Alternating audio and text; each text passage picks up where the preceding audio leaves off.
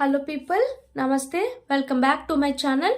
In this video I will discuss about the low molecular weight heparin.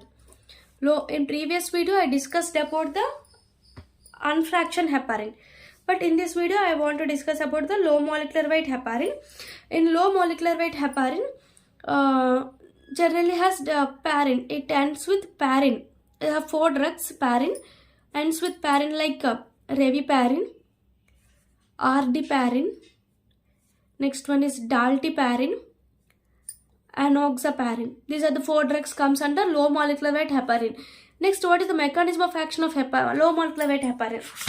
See, in low molecular weight heparin, it only inhibits the 10A factor. But in unfractioned heparin, it all inactivate these all factors like 2, 9, 10, 11, 12. First of all, in low molecular weight heparin only inhibits the 10A factor. It only inhibits the 10A factor. It does not have any role, only inhibition of 10A factor. But in unfractioned heparin, I discussed in previous video, unfractioned heparin has inactivates these 2, 9, like 2, 9, 10, 11, 12. All these factors, coagulating factors are inactivated. Then there is no formation of thrombin or fibrin or fibrinogen or fibrin in unfractioned heparin. But in low molecular weight heparin only action on 10A factor. It inhibit only 10A factor. So this is the mechanism of action of low molecular weight heparin. And what are the advantages? Compared to unfractioned heparin. What are the advantages of low molecular weight heparin? Then unfractioned heparin has it given subcutaneously and it has more bioavailability. Bioavailability is more compared to unfractioned heparin. Next one is it has a longer T-half.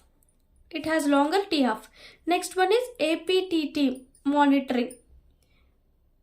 Will not be required. It does not require. APTT means it is in time, thromboplastin time. Partial thromboplastin time, activated partial thromboplastin time monitoring will not be required in low molecular weight heparin, but in unfractioned heparin will require APTT monitoring. Next advantage is it does not cause osteoporosis. Osteoporosis does not compared to unfractioned heparin, it has less effect of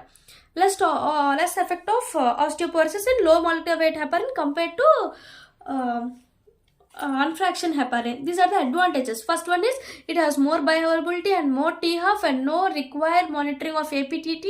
Next, it has less side effect on osteoporosis compared to unfractioned heparin. And also there it has no action of protamine sulfate. If we given protamine sulfate to that patients having low molecular weight, it does not helpful. But only in only protamine sulfate only acts as agonist for only unfractioned heparin only. There is no that much of action of protamine sulfate in low molecular weight heparin. Next, okay, this is the again you should write about the adverse effects and contraindicators, same as unfractioned heparin. Adverse effects are I discussed mnemonic like Butha means bleeding, osteoporosis, it has less effect. Next, HIT like thrombocytopenia, heparin-induced thrombocytopenia, like hypersensitivity, alopecia. These are the adverse effects. I discussed detailed in previous video. Please see the before video. And contraindicators in hemorrhages, peptic ulcers. Next, hypotension. Next, hemophiliacs. Next, endocarditis, like bacterial endocarditis. Next, threatened abortions and cirrhosis also. These are the contraindicators of low molecular weight heparin. Same adverse effects and contraindicators are same as unfractioned heparin. what is the differences? These are the differences. This you should write these are important. Like it has more bioavailability and longer t-half and less osteoporosis side effect than unfractioned heparin, and there is no need of require of monitoring like APTT. This is the low molecular weight heparin. Next, I discussed about the unfractioned heparin. Now low molecular weight heparin. Next one is synthetic heparin like synthetic heparin like fondaparinux. What is the drug? Fondaparinux. This is the synthetic heparin. Synthetic heparin. This has less side effects. Less side effects. Like osteoporosis is a less side effect.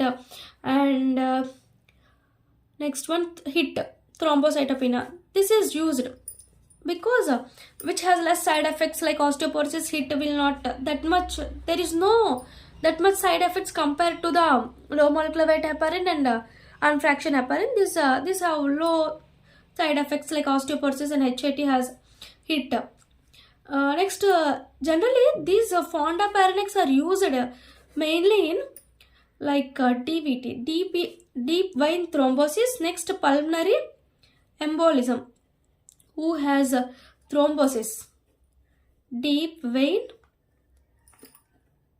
thrombosis. Who has deep vein thrombosis and pulmonary embolism? We should use this fondaparinux.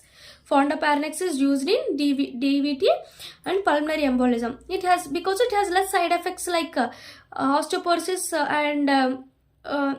and next one is HIT, heparin-induced thrombocytopenia, compared to low molecular weight heparin and unfractioned heparin. But these are contraindicated in renal failures. In renal failure, we cannot use it this fondaparinux. Okay. In next video, I will discuss about the oral anticoagulants.